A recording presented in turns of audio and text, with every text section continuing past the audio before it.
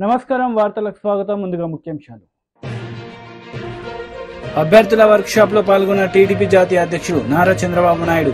ఈ సందర్భంగా ప్రసంగం.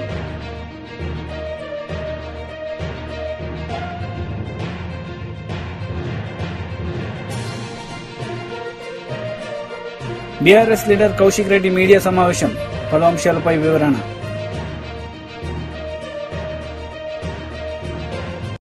అభ్యర్థుల వర్క్షాప్ లో పాల్గొన్న టీడీపీ జాతీయ అధ్యక్షుడు నారా చంద్రబాబు నాయుడు. ఈ సందర్భంగా ఆయన ప్రసంగించారు. ఎంత అరాచకం చేస్తున్నారో అది గుర్తుపెట్టుకుంటే మాధవి గట్టిగా నిలబడుకొని మీరు ఏం చేస్తారో చేయండి, అన్యాయం జరిగితే పోరాడతా నిలబడి పోరాడిన ఆడబిడ్డ మాధవి. ఆ ధైర్యం వల్ల రావాలి. అంటే మీరు గుర్తుపెట్టుకోవాల్సింది ఎంత దుర్మార్గంగా ఉండాలో మనం గుర్తుపెట్టుకోవాల్సిన అవసరం ఉంది. ఇంకొక పక్కన మొన్నే మనం చాలా ఇన్సిడెంట్లు కూడా చూసాం. సిబిఐ, మన రాష్ట్రంలో సిబిఐ పరిస్థితి, బాబాయ్ గొడ్డలపేట కేసులో 5 ఏళ్ళు అయింది. 5 ఏళ్ళు అయితే ఇంకా జరుగుతానే ఉంది. ఎన్ని ట్విస్టులు వచ్చాయి చూసాం. కడాన సిబిఐ ఆఫీసర్ ఎవరైతే ఇన్వెస్టిగేషన్ చేస్తున్నాడో ఆయన మీదనే కేసు పెడితే ఆయన హైకోర్టుకు వచ్చి యాంటిసిపేటరీ బెయిల్ తీసుకున్నాడు.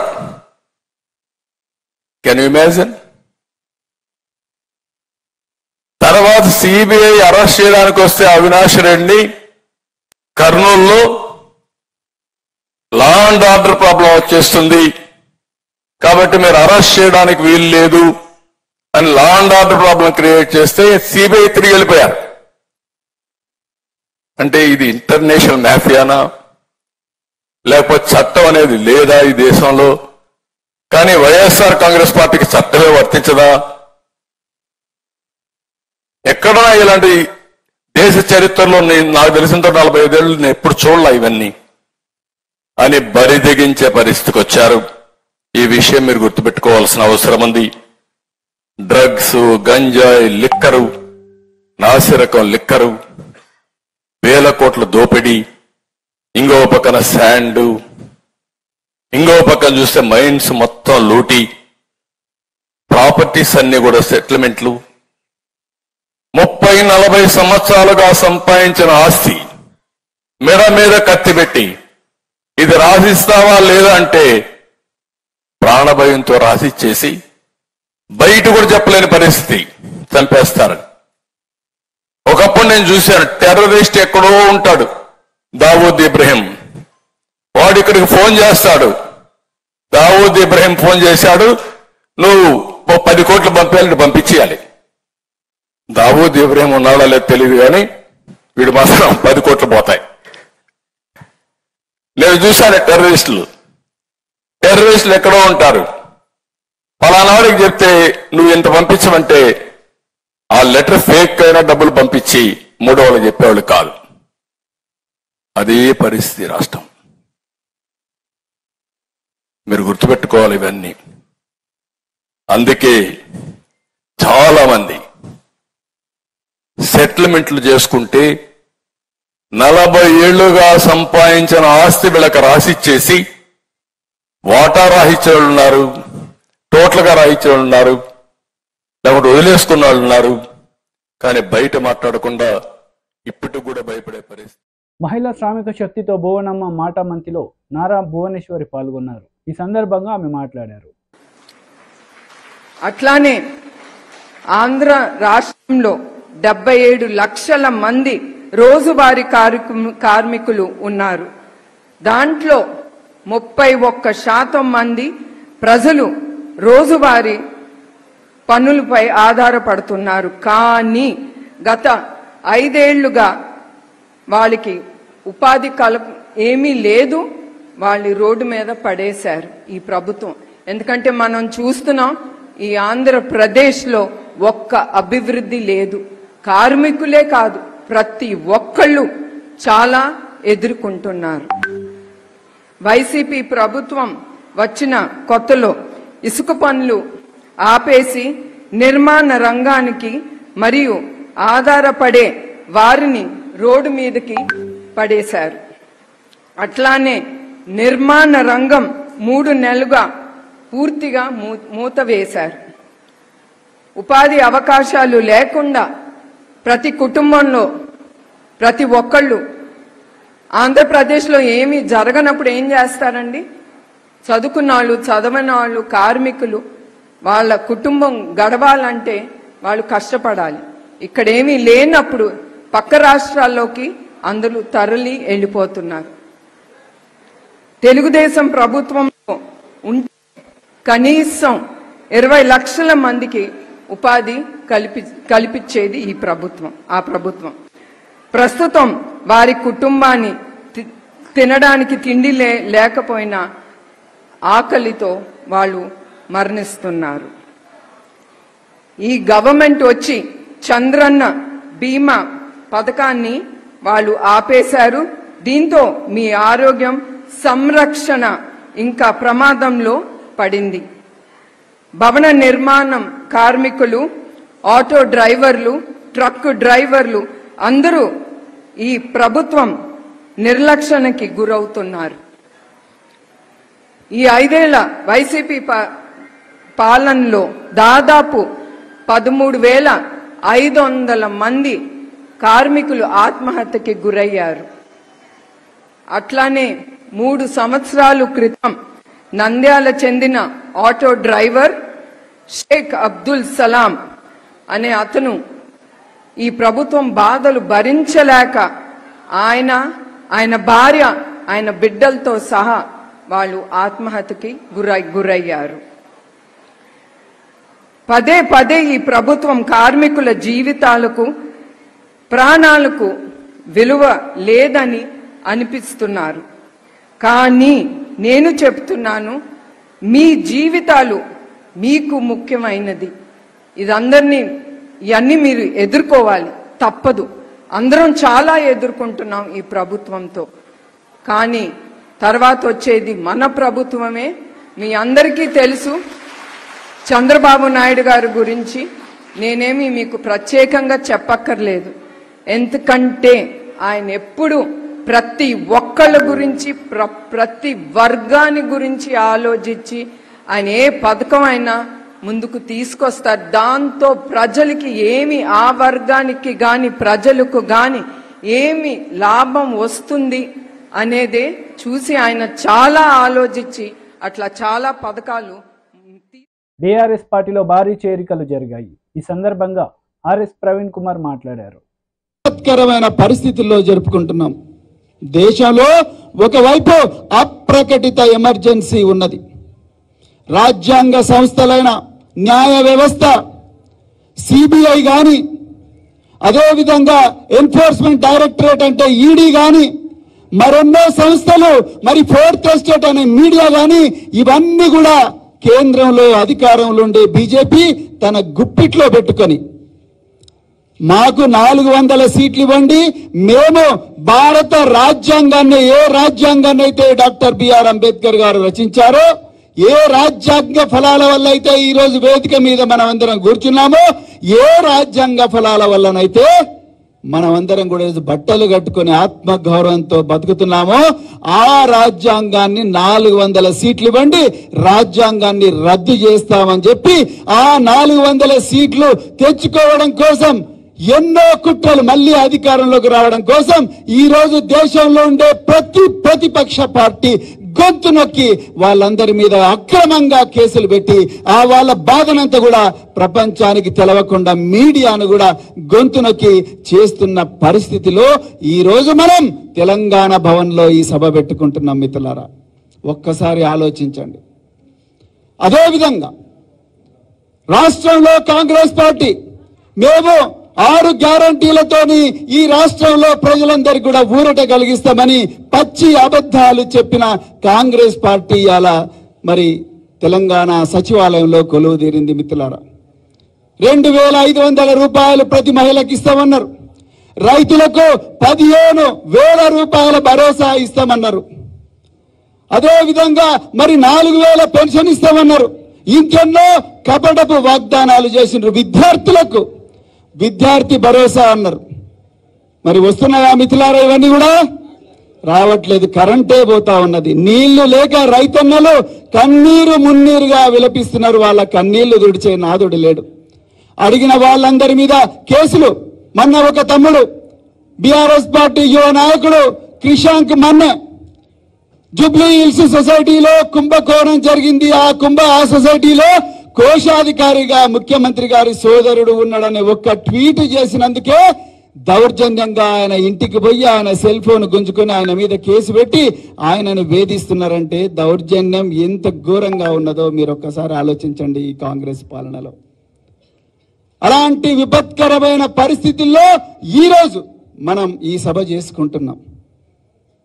అయ్యా, మీరు మీ 6 గ్యారంటీలు మాకొద్దు, మీ 6 గ్యారంటీలు మాకొద్దు, మా పిల్లల భవిష్యత్తుకు గ్యారంటీ ఇవ్వండి, మా పిల్లల ప్రాణాలకు గ్యారంటీ ఇవ్వండి అని ఇలా తెలంగాణ సమాజం అడుగుతున్న పరిస్థితుల్లో ఈ సభ పెట్టుకున్నాం మనం. భువనగిరిలో వైష్ణవి భవ్యశ్రీ అని ఒక 2 అమ్మాయిలు, అక్కడ ఉన్న ప్రిన్సిపాల్ వేధింపులు భరించలేక ఒక్కటే రోజు మధ్యాహ్నం బడికి పోయి చదువుకొని డాక్టర్లు కావాల్సిన పిల్లలు ఆ రోజు మరి ఉరి పెట్టుకొని చనిపోయినరు. ఎందుకు ముఖ్యమంత్రి గారు అక్కడికి వెళ్ళలేదు? ఒక్కసారి ఆలోచించండి.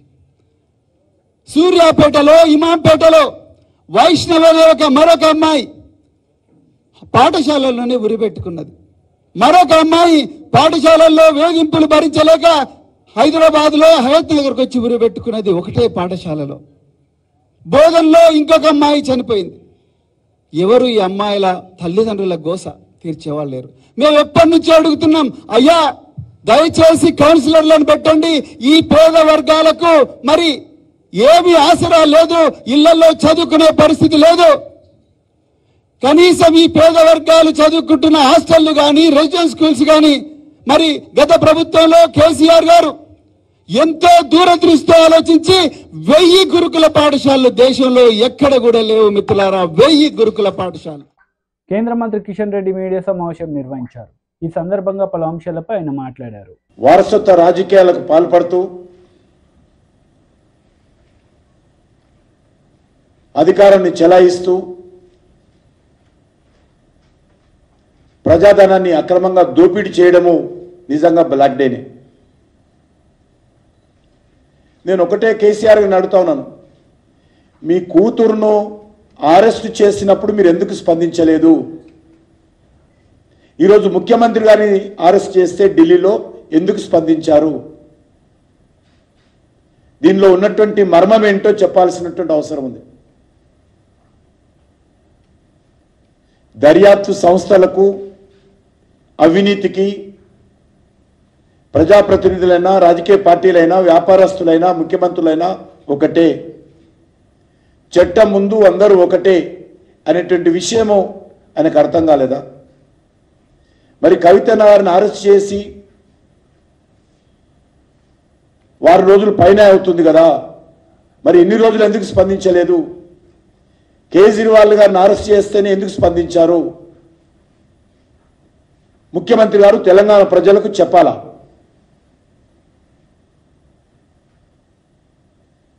మాజీ ముఖ్యమంత్రి గారు క్షమించాలి.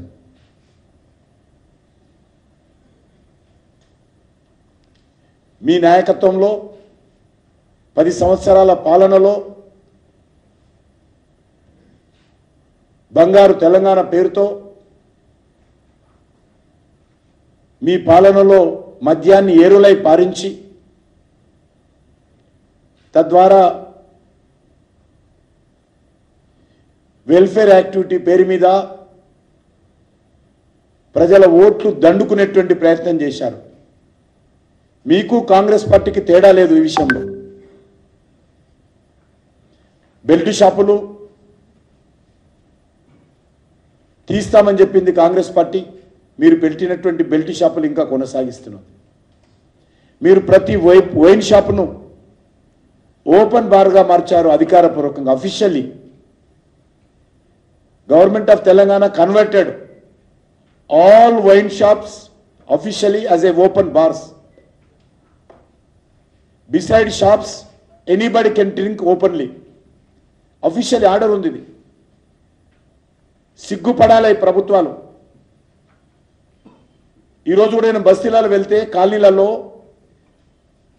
ఖాళీ ఎంట్రన్స్ దగ్గర వైన్ షాపులు ఉండడంతో మహిళలు ఈరోజు నన్ను గేరావు చేసినంత పనిచేశారు. మహిళలు తిరగలేకపోతా ఉన్నారు, రోడ్ల మీద నడవలేకపోతా ఉన్నారు. ఉద్యోగాలు చేసేటువంటి ఐటీ అమ్మాయిలు సాయంకాలం 10 గంటలకో 11 గంటలకో బస్తీలలో వెళ్ళాలంటే మీ యొక్క వైన్ షాపుల కారణంగా, ఓపెన్ బార్స్ కారణంగా అనేక రకాల ఇబ్బందులు ఎదుర్కొంటుంటే మీకు అదేం పట్టదు. మీకు డబ్బులు కావాలా, ఆ డబ్బులతో వెల్ఫేర్ యాక్టివిటీ చేయాలా, ఓట్లు పొందాలా, అధికారం రావాలా, మద్యం వ్యాపారంలో వేల కోట్లు సంపాదించాలా. ఈరోజు కూడా తెలంగాణలో ఈ రాష్ట్ర ప్రభుత్వం కూడా మద్యం వ్యాపారస్తుల దగ్గర ఆర్జీ ట్యాక్స్ వేస్తూ ఉంది, additional tax, Rahul Gandhi tax.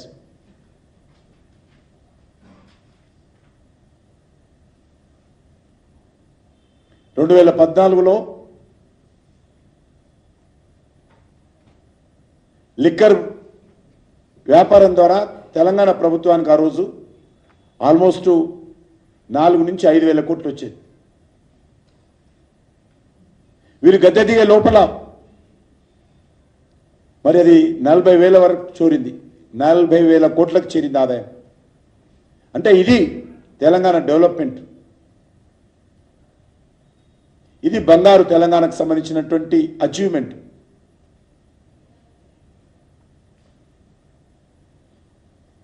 ఇదే రకమైనటువంటి మోడల్ లిక్కర్ బిజినెస్ మోడలు ఆప్ ప్రభుత్వానికి బదిలీ చేశారు. అందులోనే అక్కడ ఉండేటువంటి ఢిల్లీ అఫీషియల్స్ వాస్తవాలన్నీ కూడా దర్యాప్తు సంస్థలకు ఇచ్చి. BRS leader Kaushik Reddy media సమావేశం నిర్వహించారు. ఈ సందర్భంగా ఇరు పార్టీలపై ఆయన మండిపడ్డారు. దీంతో పాటు దీంతో పాటు ఇవాళ ఖచ్చితంగా ఈ 17 పార్లమెంట్ సీట్లలో కరీంనగర్ పార్లమెంట్ సీటు ఫస్ట్ జెండా బీఆర్ఎస్ పార్టీ జెండా ఈ కరీంనగర్ గడ్డ మీదనే ఎగరబోతా ఉందని చెప్పి కూడా ఈ సందర్భంగా తెలియజేస్తా ఉన్నాను. ఇవాళ మీరు ఎవరు ఊహించుకోని విధంగా ఇలా కరీంనగర్ పార్లమెంటు 1,00,000 మెజారిటీతో మేము గెలవబోతా ఉన్నాం. ఇది గ్యారంటీగా మీకు చెప్తా ఉన్నాను. ఇలా ఎక్కడ పోయినా కూడా ఇలా అద్భుతమైన రెస్పాన్స్ వస్తూ ఉంది. ఇలా రైతులు అయితే తలబట్టుకుంటా ఉన్నారు. అయ్యో ఎందుకు మేము కేసీఆర్ గారిని బోడగొట్టుకున్నాం, ఎందుకు కేసీఆర్ గారిని ఇలా దించినాం, లబోదిబో మొత్తుకుంటా ఉన్నారు. ఇలా ఒక్కటే చెప్తా ఉన్నాను, ఇవన్నీ వద్దు, బై పంచాయతీలు గిరిగిరిగా వద్దు. కేసీఆర్ గారు ఉన్న 10 సంవత్సరాలలో ఏ ఒక్క రోజన్నా ఒక్క ఎకరం అన్నా ఎండిందా? ఏ ఒక్క ఎకరం కన్నా ఫ్రీ 24 గంటల కరెంట్ రాకుండా ఉన్నదా? ఏ ఒక్క రైతుకి రైతు బంధు రాకుండా ఉన్నదా? కేసీఆర్ గారు దిగిపోగానే నీళ్లు బంద్ అవుతాయి, కరెంటు బంద్ అవుతుంది, రైతు బంధు బంద్ అవుతుంది. ఇది కరెక్టా? అంటే మీకు ఆట ఆడరాక గజ్జలు బాగలేవన్నట్టున్నది మీ కథ. ఇవాళ కేసీఆర్ గారి కోసం ఖచ్చితంగా రైతులందరూ కూడా ఎక్కడ పోయినా కూడా అద్భుతంగా స్పందన ఇస్తూ ఉన్నారు. ఇవాళ ఎటు పరిస్థితిలో రైతులందరూ కూడా కేసీఆర్ గారు బలపరిచిన అభ్యర్థి అయిన బోయిన్పల్లి వినోద్ కుమార్ గారికి అద్భుతమైన ఓట్లు ఈ కరీంనగర్ పార్లమెంట్ నుంచే మళ్ళీ వేయబోతూ ఉన్నాం. రైతులతో పాటు కూడా యువత కూడా ఖచ్చితంగా ఈసారి భారతదేశంలో ఎక్కడ లేని విధంగా ఇలా 2,02,000 ఉద్యోగాలు కేసీఆర్ గారు ఇచ్చింది నిజమని ఇలా యావత్ యువత కూడా ఇవాళ అర్థమైపోయింది. ఇలా ఆఖరికి కేసీఆర్ గారు ఇచ్చిన 30,000 ఉద్యోగాలు ఏవైతే మొత్తం రెడీ చేసి ఉండి అవి ఇవ్వాల్సినవి కూడా ఆ 30,000 ఉద్యోగాలు కూడా కేసీఆర్ గారు ఇచ్చినాయి. వాళ్ళు పత్రాలు ఇచ్చి మేము ఇచ్చినాం. ఎంత సిగ్గులేదంటే ఎవరికో పిల్లలు పుడితే నాకు పుట్టిరు అని ముద్ద అన్నట్టు ఉన్నది వాళ్ళ కథ. ఇలా మీరు నోటిఫికేషన్ ఎప్పుడు ఇచ్చిర్రు, మీరు షెడ్యూల్ ఎప్పుడు రిలీజ్ చేసిర్రు, పరీక్షలు ఎప్పుడు పెట్టిర్రు, మీరు ఎగ్జామ్లు ఎప్పుడు రాపిచ్చిర్రు, రిజల్ట్లు ఎప్పుడు ఇచ్చిర్రు? కేసీఆర్ గారు మీరు అవునన్నా కాదన్నా కేసీఆర్ గారు 2,02,000 ఉద్యోగాలు కేసీఆర్ గారు ఇచ్చింది నిజం నిజం నిజం. ఇది నేను ఛాలెంజ్ చేస్తా ఉన్నా, ఈ భారతదేశంలోనే ఏ ఒక్క రాష్ట్రంలో కేసీఆర్ గారి కంటే ఎక్కువ గవర్నమెంట్ ఉద్యోగాలు ఇచ్చినాయి మీరు చూపిస్తే నా ఎమ్మెల్యే పదవికి నేను రాజీనామా చేస్తా. ఇది వాస్తవం నేను చెప్పింది. మీరు దయచేసి ఖచ్చితంగా యువత అంతా కూడా ఖచ్చితంగా కేసీఆర్ గారి వైపు చూస్తూ ఉన్నారు. రైతులందరూ కూడా కేసీఆర్ గారి వైపు చూస్తూ ఉన్నారు. ఇలా పెన్షన్దారులు కూడా అందరూ కూడా ఖచ్చితంగా కేసీఆర్ గారికే ఓటేస్తాము అని నిర్ణయించుకున్నారు. ఎందుకంటే ఇలా 2,000 రూపాయల పెన్షన్ కానివ్వండి, వికలాంగులకి 4,000 రూపాయల పెన్షన్ కానివ్వండి, పెన్షన్గా ఇలా కేసీఆర్ గారు ఇస్తూ ఉన్నది కూడా మీ అందరికీ కూడా తెలియజేస్తూ ఉన్నాను. మీ అందరు కూడా అప్పుడు ఇచ్చిండు కేసీఆర్ గారు, వీళ్ళు 4,000 రూపాయలు ఇస్తామని చెప్పిర్రు.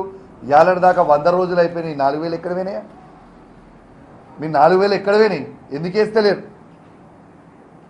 అచ్చా, ఇంకోటి కూడా చెప్పాలి మీ అందరికీ.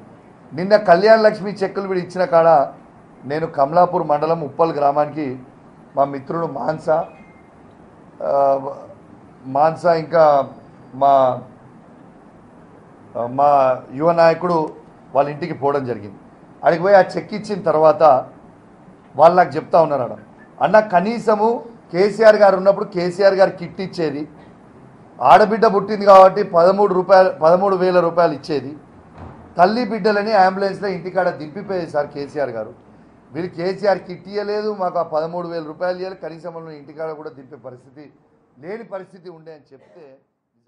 బీజేపీ ఏపీ అధికార ప్రతినిధి యామిని శర్మ మీడియా సమావేశం నిర్వహించారు. ఈ సందర్భంగా పలు అంశాలపై ఆమె మాట్లాడారు. చేసింది వాళ్ళ రిపోర్ట్ని. ఆ వ్యక్తి ఎవరని చూస్తే అతని పైన ఇంతకుముందు అమెరికాలో అతని అసాల్ట్, ఒక మహిళ పైన ఫ్లైట్లో నిద్రపోతున్న మహిళ పైన ఆవిడ పైన అసభ్యకరంగా ప్రవర్తించాడు అని కేసు కూడా ఉంది, జైలు శిక్ష కూడా అనుభవించినటువంటి వ్యక్తి. ఇక్కడికి వచ్చి నిన్న నుంచి చూసాము ట్విట్టర్లో, మీకు కూడా చూపిస్తాను ఒకటి. మరి తమ నాయకుడు అంటే వైసీపీ నాయకుడు అని చెప్పడానికి వేరే అవసరం లేదండి, జూమ్ చేసి చూపించుకోవచ్చు, అందరికీ కనిపిస్తూనే ఉంది. సంక్రాంతి సంబరాల్లో ఆ సంక్రాంతి సందర్భంలో వీరు ఆ కూనం వీరభద్రరావు వారి భార్య ఎవరైతే ఉన్నారో వారందరూ కూడా వైసీపీ జగన్మోహన్ రెడ్డి గారి ఫోటోతో సహా అక్కడున్న స్థానిక నేతలు, మండల అధ్యక్షులు అందరూ కూడా వారితో ఒక పెద్ద పెద్ద బ్యానర్లు వేయించుకున్నారు. దీన్ని బట్టి అర్థం కావట్లేదా ఆయన వెనకాల ఉన్నది కొమ్ము కాస్తుంది ఏ పార్టీ అనేది? తప్పు వీళ్ళ వైపు పెట్టుకొని తప్పు చేసింది వాళ్ళ నాయకుడు అని చెప్పని తెలిసి కూడా మళ్ళీ బట్ట కాల్చి మీద వేయడం అన్న చందాన ఈ రోజున వైసీపీ నాయకులు బీజేపీ రాష్ట్ర అధ్యక్షురాలు పురంధరేశ్వరి గారి పైన అవాకులు చవాకులు పేలుస్తూ వారిని ఏదో అంటగట్టాలి వారికి అనే సందర్భంలో మాటలు మాట్లాడుతుండడం అనేది భారతీయ జనతా పార్టీ చాలా తీవ్రంగా ఆక్షేపిస్తోంది, దీన్ని ఖండిస్తూ ఉంది. ఎందుకంటే వారు చెప్తున్నటువంటి కళ్ళబొల్లి మాటలు సంధ్య ఆక్వా ప్రైవేట్ లిమిటెడ్ ఏదైతే ఉందో అది ఆ కూనం వీరభద్రరావు, ఆ కూనం వీరభద్రరావు యొక్క అన్నయ్య ఎవరైతే ఉన్నారో ఆయన కూనం పూర్ణచంద్రరావు అలియాస్ కూనం పూర్ణ అని ఆయన ఉమ్మడి ప్రకాశం జిల్లాలో బాపట్ల జిల్లాకు సంబంధించి అక్కడ చాలా వైసీపీ నాయకుడిలాగా పేరు తెచ్చుకొని వైవి సుబ్బారెడ్డి గారికి ప్రధాన అనుచరులాగా ఉన్నాడనేది మనకు తెలుస్తుంది స్పష్టంగా. ఆయన వైసీపీ కార్యక్రమాల్లో వైవి సుబ్బారెడ్డి గారితో తిరుగుతూ చేస్తున్నటువంటి కార్యక్రమాల్లో ఇప్పుడు మనందరికీ తెలిసిందే ఇదే వైవి సుబ్బారెడ్డి గారు విశాఖ వైసీపీ ఇన్ఛార్జి లాగా ఉన్నారు. ఇంకా అంతకంటే కావాల్సింది ఏముంది? ప్రభుత్వం వాళ్ళదే ప్రస్తుతానికి ఉన్నటువంటిది. ఇప్పటికే 5 సంవత్సరాల నుంచి కూడా అన్ని విధాలుగా ఈ రాష్ట్రంలో ఉన్నటువంటి వనరులను దోచుకోవడమే కాకుండా ఇప్పుడు ఇటువంటి ఈ డ్రగ్ని తీసుకొచ్చి ఇక్కడ స్మగ్లింగ్ చేసేటటువంటి విధానానికి తెర తీసి మళ్ళీ బయట వేరే పార్టీల పైన భారతీయ జనతా పార్టీ పైన వేయాలని చూస్తున్నారు. ఈ రోజున కొంతమంది వైసీపీ నాయకులు అంటున్నారు సంధ్య మెరైన్కి సంబంధించి ఆ కంపెనీకి ఈ సంధ్య ఆక్వా కంపెనీకి ఏవో సంబంధాలు ఉన్నాయి, పురంధరేశ్వరి గారికి బంధువులకి ఏదో సంబంధం ఉందని. కానీ ఒకసారి కనుక ఆధారాలు మనం చూస్తే వారు క్లెయిమ్ చేస్తున్నట్టుగా లేదా ఆరోపిస్తున్నట్టుగా అసలు ఆ సంధ్య అనే కంపెనీకి, సంధ్య మెరైన్ కంపెనీ ఏదైతే ఉందో అది మొదటి నుంచి కూడా 1992లో పురంధరేశ్వరి గారి వియంకుడు ప్రసాదరావు గారు స్థాపించారు. అప్పట్లో ఈ కూనం వీరభద్రారావు అనే